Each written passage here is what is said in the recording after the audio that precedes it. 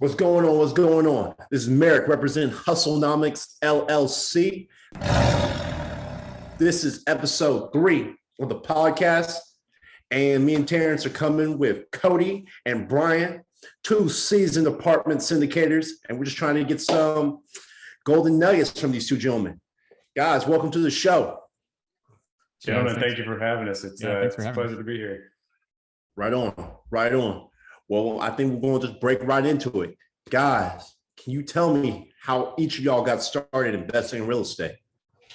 Yeah, it's kind of interesting. We come from varying backgrounds, but my story is, I'll kind of keep it short. I kind of stumbled into real estate by accident. Like many people, I became an accidental landlord around 2010, and I had no idea what we were doing. All I knew is I had 2 houses. I couldn't pay 2 mortgages. Had to put a tenant in one of them, and I would figure out the rest from there. And it was through that experience is where I started discovering the power of real estate investing. And I figured, hey, if I'm going to have an investment property, I need to learn a little bit about this. And that's where my eyes began to open to, financial literacy and real estate investing and real estate entrepreneurship. And so at the time I was going to pursue a master's degree. I was about to, and start working on enrolling in master's programs in my corporate career, and decided that, real estate entrepreneurship made so much more sense, at least, as an effort to reach my financial goals. And so I've been pursuing real estate entrepreneurship since, and spent some time in the residential space doing a bunch of different strategies: buy and hold, fix and flip, wholesale for half a minute. And, just started running into frustrations with the lack of scalability. It was just a ton of work and very little return on that time and effort. And, finally had an inflection moment where I was like, I need to do something different, and I need to really get some economies of scale, and made that transition to multifamily 2019, met 2 great partners in John and Brian, and we formed Blue Capital, and it's been off to the races since. So beautiful. That's awesome. Brian, we want to hear about how'd you get started? Yeah, absolutely. So first of all, appreciate you guys having us on. Cody and I are always inspired.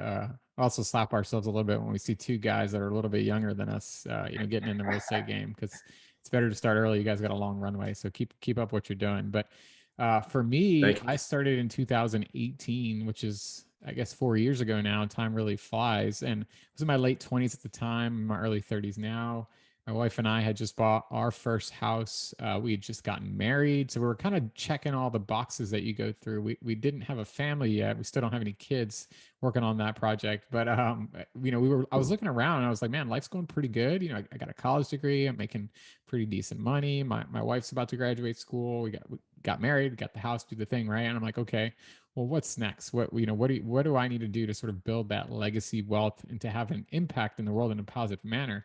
And I was looking around and I noticed that a lot of people that were successful, both with their time and their financial freedom or financial independence, they all had some sort of real estate in their portfolio. Maybe they weren't active investors, maybe they were passive investors, or they had JV partnerships. So they were always doing something in real estate. So I'm like, all right, well, all these other successful, guys and gals are investing in real estate. That sounds like a pretty good idea. I should look into that. And I was never really interested in stocks and the equities and different things of that nature. And I started reading a lot of books about real estate. I started picking up as many books as I could find. I don't even know how many books I read the first, 6 months or so, a dozen, maybe more.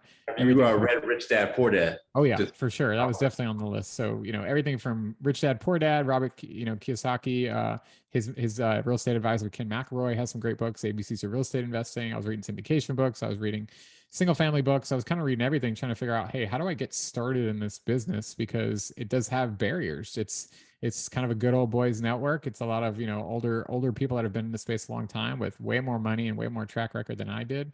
So I started thinking really small. I was just looking at my bank account going, okay, I've got X dollars in my bank account, and that's going to buy me 20% of something, and that's going to be my down payment. And that's what I thought real estate was. I didn't know anything about partnering. I didn't know anything about syndications.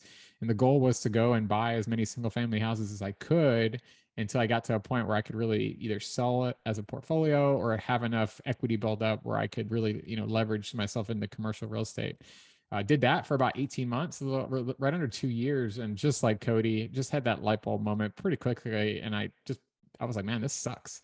It's not a lot of fun. I wasn't enjoying it. I mean, I was making good money on my residential investing, but did some things like Cody said. I had my realtor's license. I was doing transactional stuff. I did a few wholesale deals, did some flips. I picked up a rental property, dipping my toes in, trying to figure out which one I liked the most, and I didn't like any of them.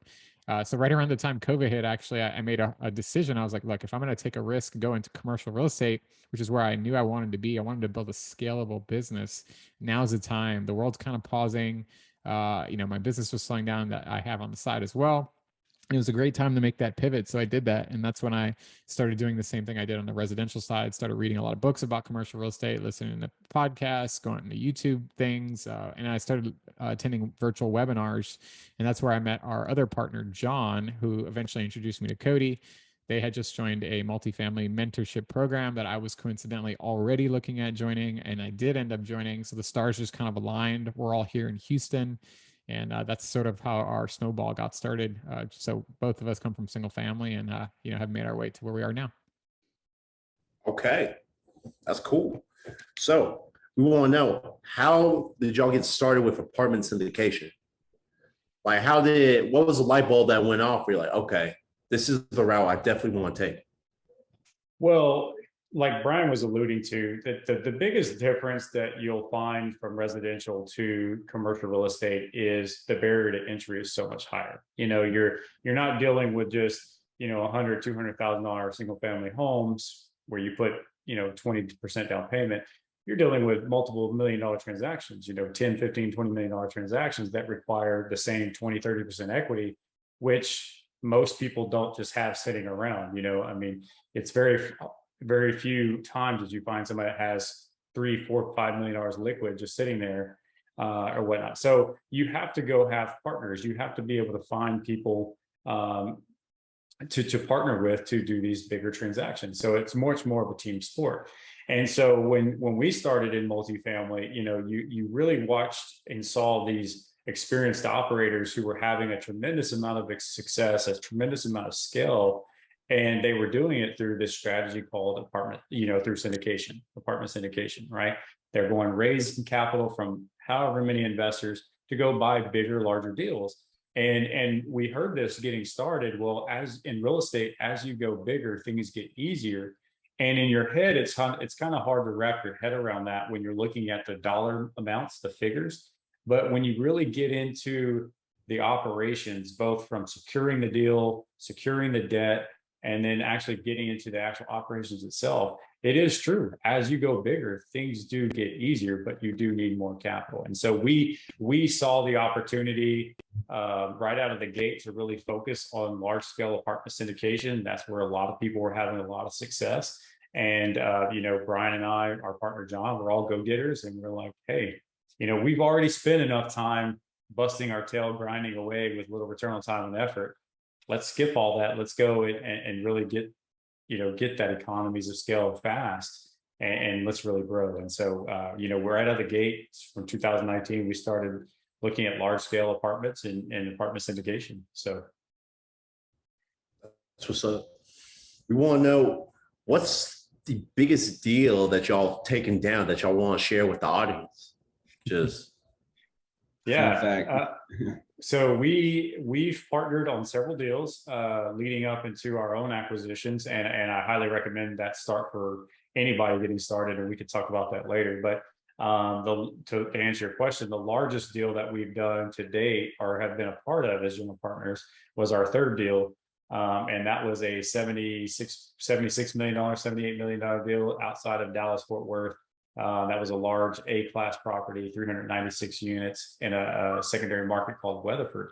And we had already partnered with lead operators on that deal on our very first deal just a few months before. And we had made a strategic pivot to focus on more of the A-class product. And this was a perfect fit for that. It was a 2020 build. And so our partners invited us to participate in that one again. And we were more than happy to jump on that one. And that was, like I said, a $78 million deal. I think it was like a $22 million equity stack that we pieced together with some creativity, but nonetheless, we brought some equity in that. And man, that's probably one of our better performing deals as well. It's been just that one's been a slam dunk. Or it looks like a slam dunk so far. Yeah. Well, Yeah. what's the returns on that? Can you disclose? Yeah, I think the projected returns, I think we're already exceeding those because that market is just really booming. It was a 3-year hold, so because it was a newer property. The plan was to get it leased up, do a light value add play with some of the amenities, and then essentially turn it around. This was all before the market has made its hard pivot. But Cody, please correct me if I'm wrong. I think the cash on cash on that one was 5 or 6%, somewhere around that.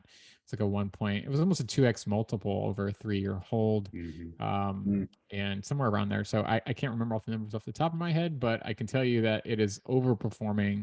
It is 97% leased as of this past week, which is awesome. We're way ahead of projections. We're getting $200 to $400 rent bumps, just depending on if it's a 1-bedroom or 3-bedroom compared to where the market rents were before taking over. So it's been a very good deal so far. We're very happy about it. But it goes back to like bigger is better, right? We've got some other deals we can talk about, small deals too, that are, they're way more hands-on, way more work, take a lot more effort than when you have a big, 400 unit apartment. You've got a whole team of people working for you. Things get a lot easier. Right. So what's the most challenging project that y'all have ever worked on in the apartment syndication field? Well, I'll tell you, okay, so I'll share my personal story, and then I'll let Brian kind of share his. I'm assuming Brian, you maybe talk about Hollister, but sure. My personal story, the most difficult deal that I was actually a part of was the very first opportunity I had to participate on a general partnership, and that was back in 2019. I was just getting started into multifamily. I was still learning, and I was, really, really green as far as my knowledge base. And I had built a relationship with some friends out of Dallas who were also pursuing the same type of apartments, and they had an opportunity in Oklahoma, and it was a smaller 107 unit deal, and they were looking for a co-GP to come in, help raise some capital. And here it is. I'm like, yeah, I'm getting in the game. My first opportunity. I've been telling my close friends and family what it is I'm doing, and I'm trying to rein in some soft commits, and this was a perfect opportunity for me to get my foot in the door. And to make a very long story short, I was a part of that deal. I had a soft commit of a raise of about 300,000. I raised $0 for that deal. Absolutely nothing. Big goose egg. And it was a devastating experience at the time. I spent about 3 months working on that deal with that group, and I was so frustrated that I couldn't perform, and I was really, it was embarrassing, right? Your team is depending on you, and you don't pull your weight. It was a very gut-wrenching moment. But looking back, I'm so thankful that I had to go through that opportunity, because you learn a lot. You learn a lot when you fail forward, when you fail. And so you hear that. What was it though? What was it? Sorry, you can go ahead. What was it that, 0 to like 0? I mean, I understand that, in the syndications, you're asking for a lot. And so if you get one person, that's a big deal. But looking back, do you think that, is it the way that you approach or presentation? What was the big lesson learned to where now you can raise capital? And it's easy. I mean, I'm pretty sure it's not easy, but you know how to do it now. It's a bit better. It's never easy, but it gets. Yeah, I was just telling somebody on the call earlier today. Listen, every single raise we do, you still get the same butterflies, and you still get the same like, oh man, am I going to hit the raise, or who's going to fall out? Like, you just get more confident with each one, because like, hey, eventually it's going to work itself out, but to answer your question, it was a multitude of things, but number one, probably most importantly, I was too new. I was too green. I really didn't understand the complexity and the dynamics of apartment syndication. So, and I'm talking to people in my close network, my friends and family, people that I knew had an interest, but never invested in real estate at all, much less apartment syndication. So when I'm presenting the deal deck and they're asking me questions, I couldn't articulate in a way that gave them confidence to invest, right? So the biggest thing for me is I had a lack of education in getting involved. You know, I had the desire, but I just didn't have the education to be articulate. And a confused mind is always going to say no. You know, ultimately, people are investing with you. They're not investing in the deal. And if they don't have confidence in you, they're not giving you a $50,000 or $100,000 check. So that was the big thing. The second thing I would tell you is I was trying to raise money from people that have never invested in real estate before. And this is a learning lesson for anybody that's on the show now. This idea of raising money from your friends and family is, to me, one of the most difficult lessons you're going to learn the hard way, because it's the hardest group of people to raise money from. You know, they trust you. Yeah, they have a close relationship with you. But if they've never invested, well, first off, they also know the things that you've done in your past, right? They know all the bad things that you've done, or the not so good things, and that's what they always revert back to. So they're the hardest to get to a yes. But if you're raising money from people that have never invested in real estate before, that's so much of a harder hurdle to get over versus you have somebody that has experience investing in real estate. So that was my second biggest thing, is really only having a limited network of people that I, were close to me, but never had real estate investing experience. So, and there was a couple other things, but those two I would tell you are the biggest challenges that I was against. So. No, that's helpful. That's helpful, Brian. Yeah. Ryan, you have anything? Yeah, we've all got some, I guess, wounds that we've licked before. So I would say for us, or for me in particular, the story Cody was alluded to was that acquisition that he has on his right shoulder. That's our smallest deal. That's the one we closed in February. And it goes back to our point that bigger is better. Most of the headaches or challenges that we've had on that one have been not strictly, but a lot due to the size of the property. So when you're getting started, everybody thinks like, hey, I'm going to start small. I'm going to go buy a 10 unit. I'm going to buy a 20 unit, 30 unit, whatever the number might be. And there's absolutely nothing wrong with that. But you definitely need to be prepared for the punches that the property is going to throw at you, because those smaller properties, every unit counts, every dollar counts. You don't always have the economies of scale. So the staff, you don't have maintenance people on site all the time. You don't have leasing people on site all the time. So that's definitely been our most challenging acquisition for sure. And we're definitely, we've learned a lot, and we're getting the ship, to where it needs to be. And we've done a good job, and we finally got, I think also COVID made it, worse. We didn't buy it during COVID. We bought it earlier this year, but we're dealing with the challenges that COVID has created, staffing shortages, rising wages, just a lot of the challenges, getting somebody into the door. But we're finally at a point now where there's a lot of confidence in that deal, and we know it's going in the right direction. But go back to my message, if you can buy more doors, do it. Put more partners together. We always say it's not how, it's who. And if you can go out there and on your first deal do a 80, 90, 100 plus unit, that's definitely would be words of encouragement from us. Brian, you really sugarcoated that. You didn't give him all the greasy details, but it's interesting to this point, because this is a really good question that you guys have asked. And the big flashy thing that people like to focus on is acquisitions, right? Oh yeah, you acquired a $30 million deal, or you're at 1,000 units. Like, all those things are great, but they're just numbers. They're just big flashy numbers people like to flash. Mm-hmm. Where the real work and the real magic occurs is in the asset management, right? Is the actual operations, execution of your business plan. And that's what Brian was alluding to, and what we've already discussed is, what you discover the hard way, unfortunately, is these smaller deals. It makes it so much harder from an operational standpoint to really execute, because you don't have a full staff or a full team, and you don't have all these resources that you may have on some of these larger properties.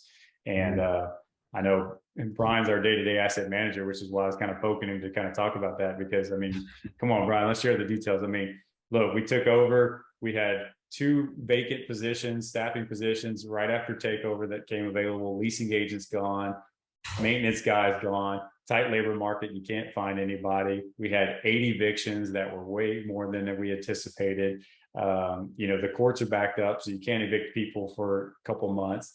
We had lift pump station that went out. That was an unexpected expense. That was several city power that went out, cut all the exterior lights out on our on our property for almost a week, and residents were not happy about that. So like all these multitude of things that you're like, oh man, like this is the stuff that you don't hear about on stage and such. And so that's why, you know, to Brian's point, I mean, that deal probably is our most challenging deal in our portfolio, just because of the scalability and the size of that. But it's Brian and our other partner who's helping the asset manager doing a great job in getting the ship corrected. So do you think that it's more or less getting people in place, or is it, you know, what do you see as the problem? Is it working on the business? Because I always think about, you know, real estate and anything that we're creating, we want to put people and systems in place that are run smoothly. But do you think, you know, syndications and these deals of these scales kind of, I guess it varies from, you know, I'm learning as we talk now, it varies per deal. And on these particular small deals, do you see a solution that can kind of fall in place from this attempt, or would you not take down another smaller deal, or it just kind of depends on the number? Or now that you have the skills, you know how to deal with it. And, you know, I'm kind of all over the place, but, you know, more or less, you know, I'm just curious, what was the lessons taken away for that, you know, that you all kind of say, hey, I'm a master now, or hey, never again. Go ahead, Brian. I'm gonna let you answer that first, and then I've got some. I'm sure. I hate to say never, but I would, you know, Cody and I joke sometimes. He'll get an email from a broker, and we just look at how many units it is and just hit the delete key. You know, this might be one of those on the list. You know, where if it's below, you know, call it 90 to 90 is probably 80, 90 is probably like as small as you go. Again, I'm not going to say never. Because if a property around the corner from this one comes up and it's 50 units, but it's literally 90 seconds away, well, then that makes a lot of sense, because you can bundle them together as a portfolio, and you're 60 plus your 50. Now you have 110 units. Now you get your economies of scale, right? But would we buy another 40, 50, 60 units 10, 15 miles away? It better be a slam dunk. It better be 50% off, you know, what it's worth or something like that. So I would personally say probably not, unless you have economies of scale in the market. I know there's some other deals in that market that are around that same size that we're kind of looking at, but it's specifically because we have deals in that market. So you start to get economies of scale. If you don't, I would encourage people to probably stay away. Right. So it's more like the resources that, you know. Yeah, it's all, you know, what I think what fixes all problems in most businesses is people. If you have people, you know, your problems tend to go away. And by people, I mean staff, and by people, I mean tenants. Yeah. What you have to realize is on these quote unquote smaller multifamily properties, and I would consider that anything smaller than, let's say, 70, 80 units, you're going to have a really hard time being able to cash flow enough to support having a staff on site. So what that means is you're going to have to be more actively involved in the day-to-day asset management, right? You're going to have to be very hands-on in executing that operation. Now, some people love that. Some people love being asset managers, and they just have a passion for it. And for those people, this is right up their alley. It's perfect, right? Or maybe you have an operator or group that's vertically integrated. They have their own property management teams in-house, and they have a little bit more scale because of those, you know, having that resource in-house.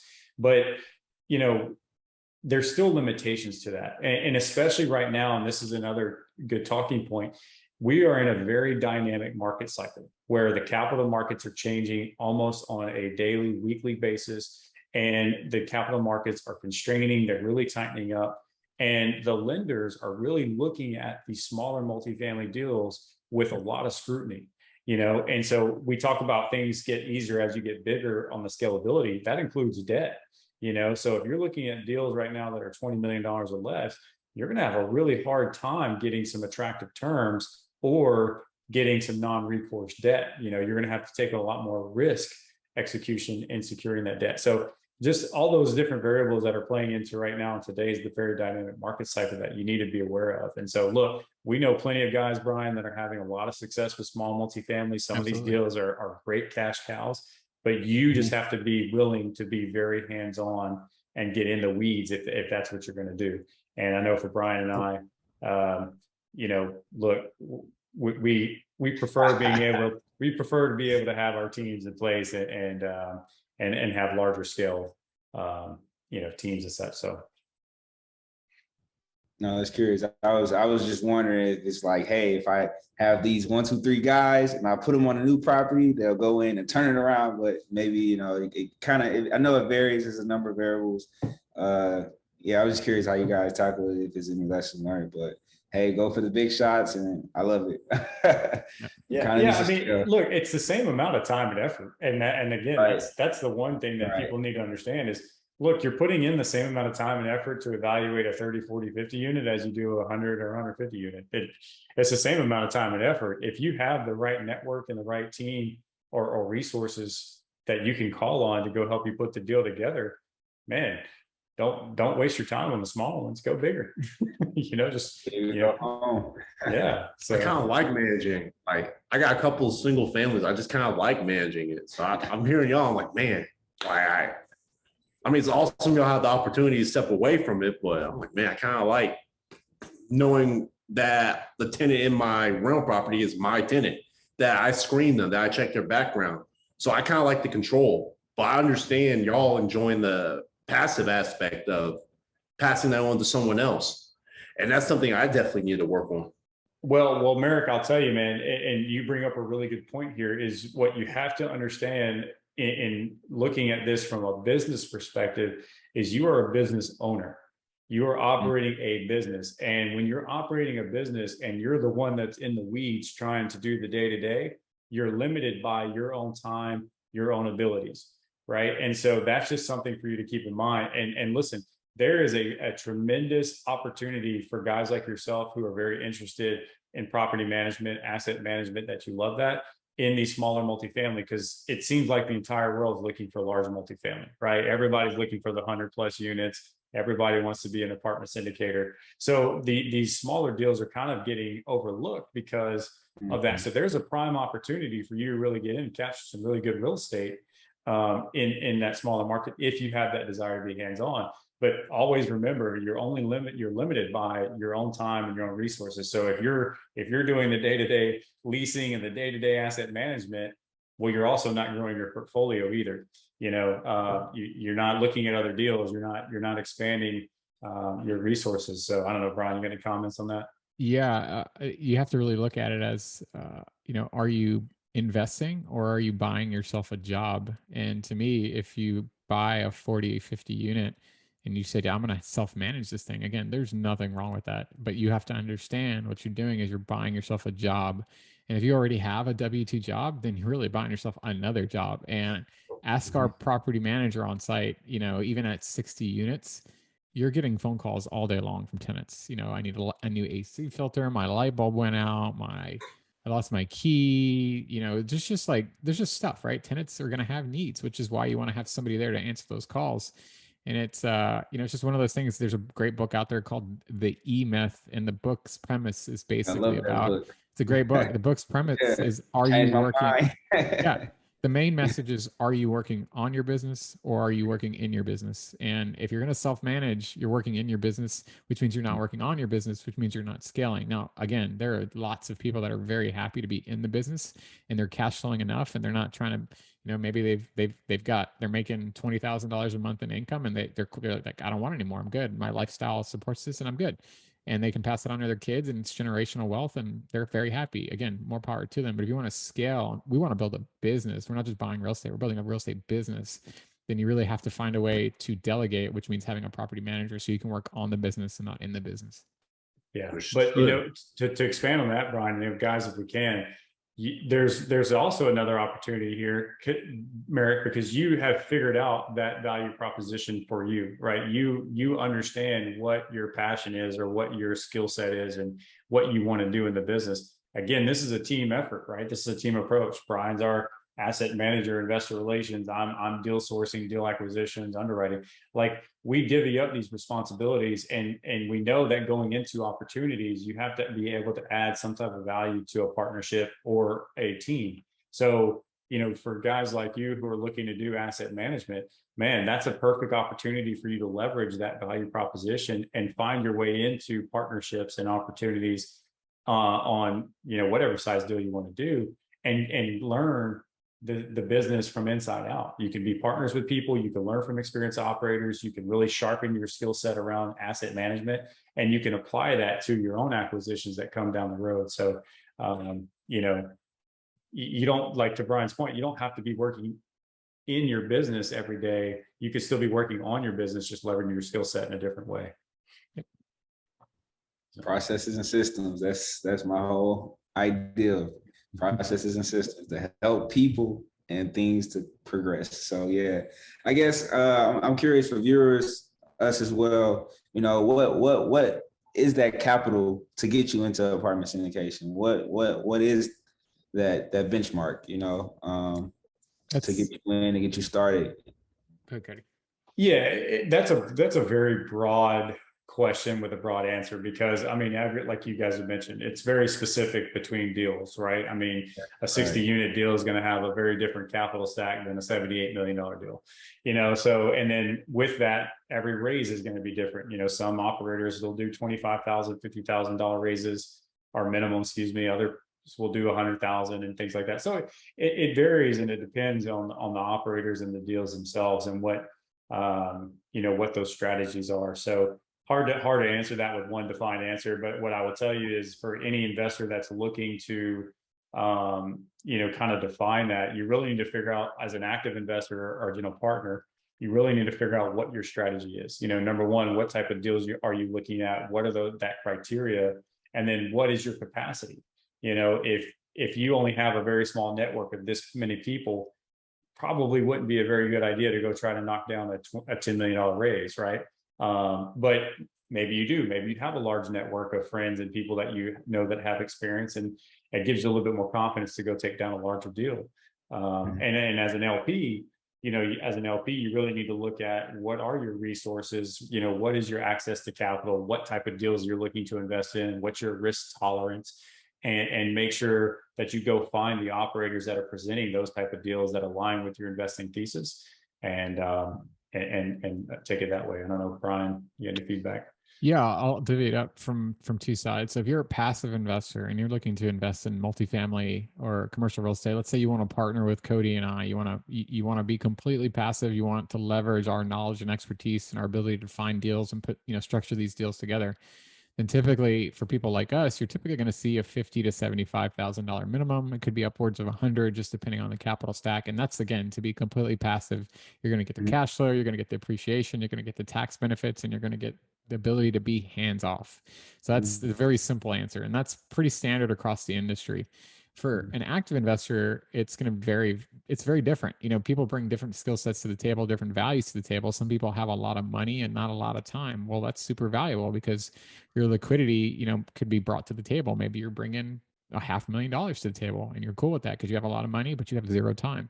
Well, that's awesome. The barrier for you might be 500,000 or 250,000, but maybe you're the other way around. Maybe you're somebody who doesn't have a lot of money, but you're willing to put the time in. You're willing to put what's called sweat equity in, right?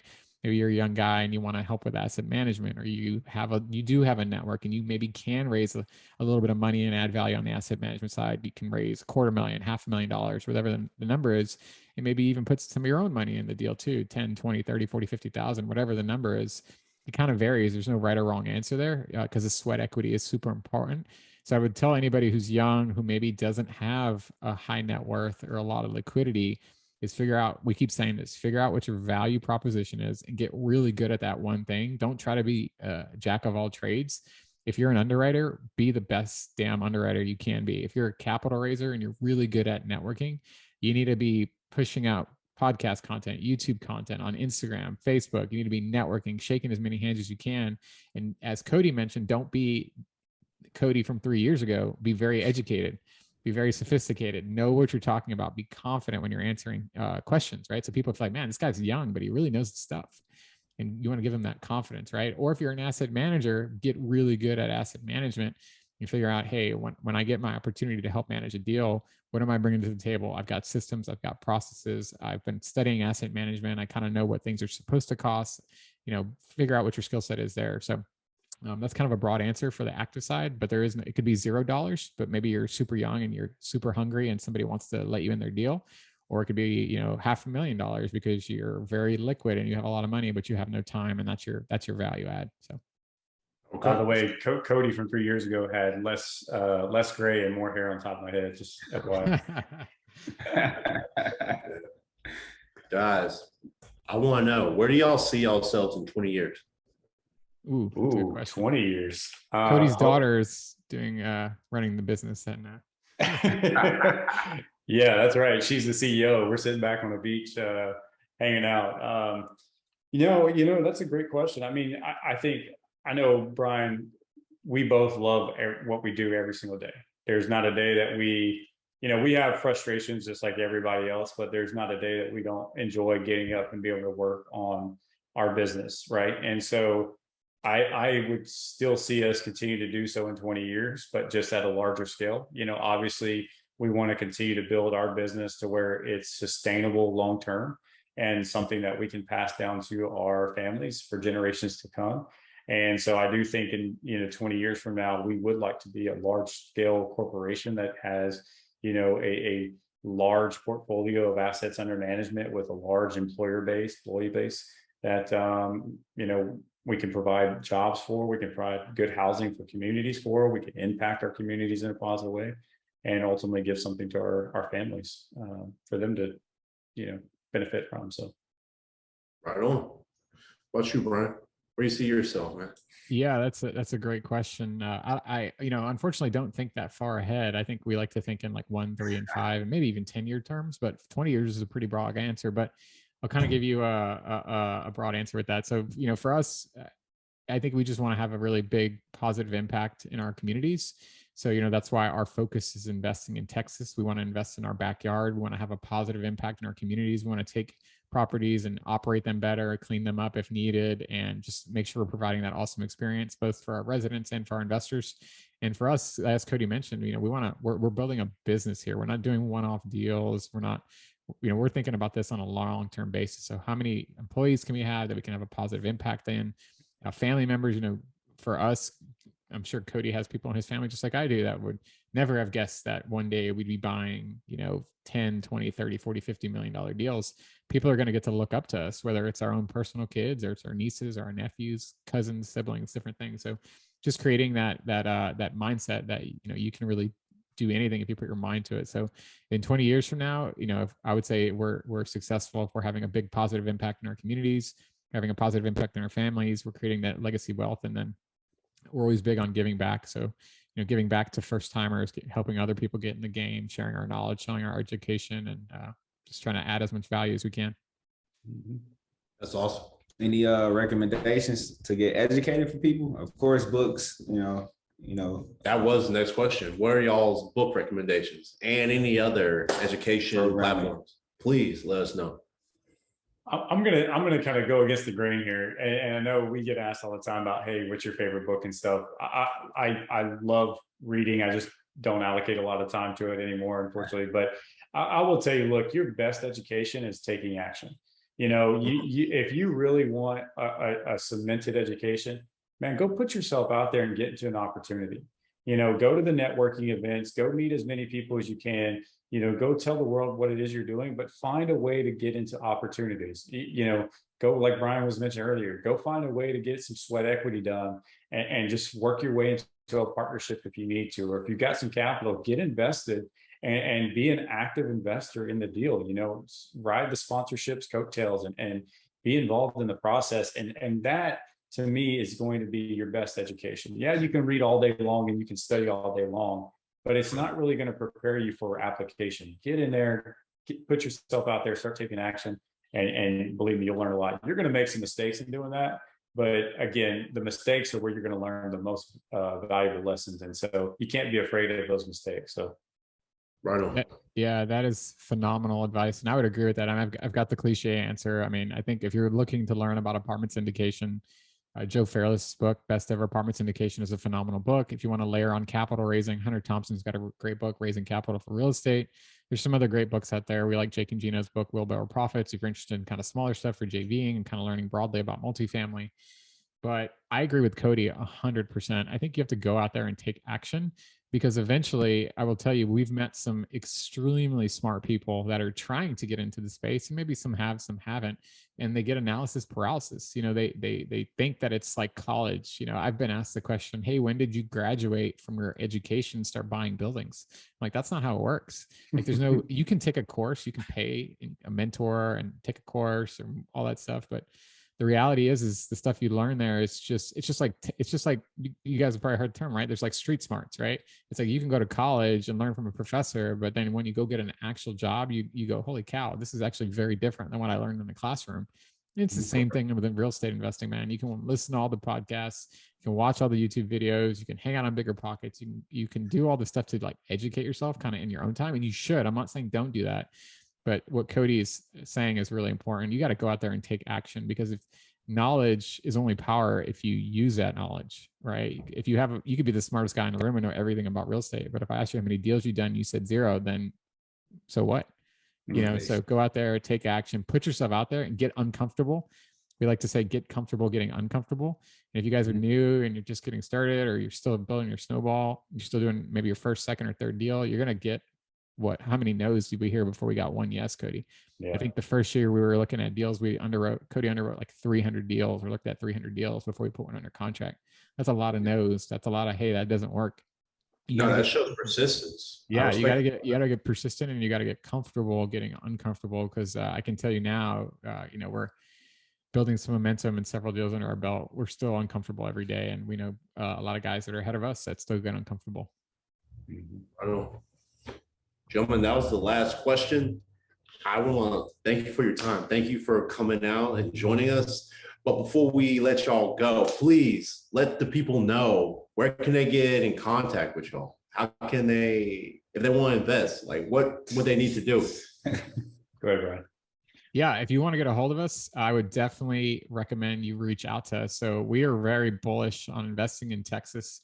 We love Texas. We love Houston. We love San Antonio. We've got some assets here in Houston and the DFW area as well. So if you want to learn more about why it's beneficial investing here and how you can partner with experienced operators here and people that really know the market, visit our website, blueoakinvest.com.